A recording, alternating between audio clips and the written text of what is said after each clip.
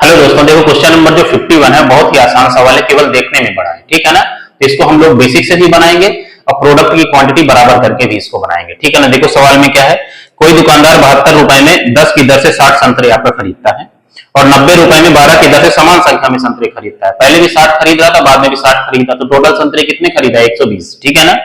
और वो इस लेन देन में 118 रुपए खर्च करता है।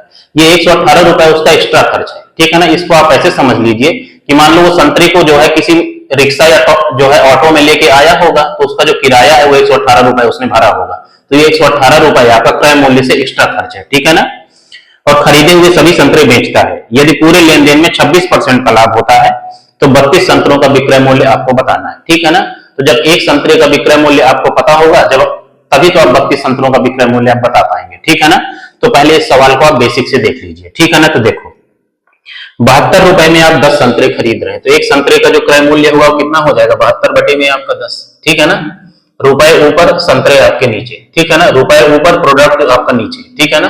प्लस में फिर क्या कर रहा है, 90 रुपए में 12 की दर से संतरे खरीद रहा है, तो दूसरे टाइप के जो संतरे हैं उनका क्रय मूल्य कितना होगा? 90 बटे में आपका 12। ठीक है ना। तो ये देखो आपका दो संतरों का क्रय मूल्य है। ठीक है ना। और टोटल संतरे कितने खरीदे हैं? 120। तो दो को 120 बनाने के लिए क्या करना पड़ेगा? 60 से गुणा करना पड़ेगा। तो 120 जो है संतरों का ये क्रय मूल्य हो गया। ठीक है ना। इसको आप सॉल्व कर लीजिए तो कितना हो जाएगा? 72 बटे में 10 और गुणे में आपका 60 प्लस में 90 बटे में 12 और गुणे में आपका 60। ठीक है ना। इसको आप डायरेक्ट भी कर सकते थे। देखो ये 10 छक्का आपका 60 हुआ, तो ये कितना हो गया? 6 दूनी 12, 6 से 42 और 1 43। ठीक है ना। प्लस में ये 12 पंचे आपका 60 हुआ, तो ये कितना हो गया? 15 और 45 मतलब 450। ठीक है ना। तो ऐड करिए इसको, तो कितना हो गया आपका? ये 882 आया। ठीक है ना। 882 आया टोटल क्रय मूल्य। ठीक है ना। अब देखो इसी में वो 118 रुपए एक्स्ट्रा खर्च कर रहा है। ठीक है ना। जिसको आप किराया भाड़ा मान सकते हैं। ठीक है ना। तो इसमें आप 118 आप जोड़ दीजिए, तो कितना हो गया आपका? 1000 ये हो गया। ठीक है ना। तो ये क्रय मूल्य जो आपके पास आया है, ये 1000 क्रय मूल्य आया है जो टोटल आपका, वो 120 संतरों का आपका क्रय मूल्य है। तो एक संतरे का क्रय मूल्य कितना हो जाएगा आपका? 1000 बटे में आपका 12। ठीक है ना। इसी पे आपको 26% का लाभ चाहिए। ठीक है ना। ये क्रय मूल्य है, 26% लाभ पे बेचना है, मतलब 126 बटे में आपका 100। ठीक है ना। तो ये एक संतरे का विक्रय मूल्य हो गया। ठीक है ना। सवाल में आपसे पूछा है 32 संतरे का, तो 32 से आप गुणा कर दीजिए। अब इसी को सॉल्व करिए, आपका आंसर आ जाएगा। ठीक है ना। ऊपर देखो आपके पास क्या है 120 है, यहाँ पे 12 नहीं है। ठीक है ना।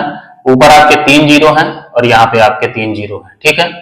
ये 6 दूनी 12, 6 एक के 6 और ये 6 दूनी 12 और 2 से ये आपका 16 बार में, तो कितना हो गया? 16 एक के 16, 16 दूनी 32 और 1 33।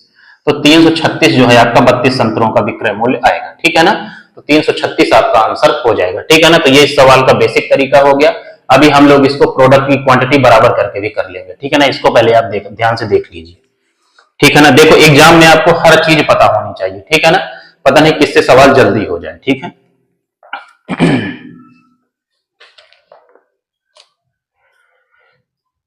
ठीक है, हटा रहा हूं इसको मैं।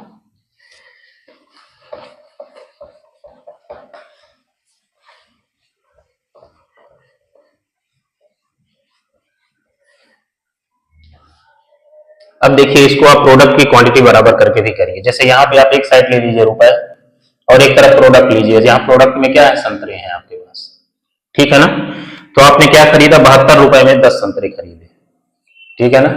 10 संतरे खरीदे और 90 रुपए में आप 12 संतरे खरीदे। ठीक है ना। अब सवाल में आप कितने संतरे खरीद रहे हैं? 60 खरीद रहे हैं, तो 10 को आप 60 बना लीजिए, तो मतलब 6 से आप गुणा करेंगे। तो इसको भी 6 से गुणा करिए, तो ये कितना हो जाएगा? देखो आपका 6 दूनी 12 और 6 से 42 1 43, 432 आया। ठीक है ना। इसको भी 60 बनाइए, तो 5 से गुणा करेंगे, तो इसको भी आप 5 से गुणा करिए, तो ये कितना हो गया? 450। ठीक है ना। तो ये क्रय मूल्य टोटल कितना बना? 432 में आप 450 जोड़ दीजिए, तो कितना हो गया? 2 5 3 8 और 8, 882 आया। ठीक है ना। तो टोटल जो क्रय मूल्य आया आपके पास 882 आया है। ठीक है ना। लेकिन उसने 118 रुपए एक्स्ट्रा खर्च किया है, तो उसको भी इसमें आप जोड़ दीजिए, तो ये कितना हो गया आपके पास? 1000। ठीक है ना। तो ये आपके पास टोटल जो आपका क्रय मूल्य आया है, जितनी आपकी लागत लगी है संतरे खरीदने में, वो आपकी 1000 रुपए लगी है। ठीक है ना। और यहाँ पे देखो टोटल संतरे कितने हैं? 60 यहाँ पे हैं और 60 यहाँ पे है।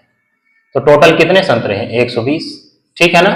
तो 120 संतरों का जो क्रय मूल्य है, लागत मूल्य है, वो 1000 है।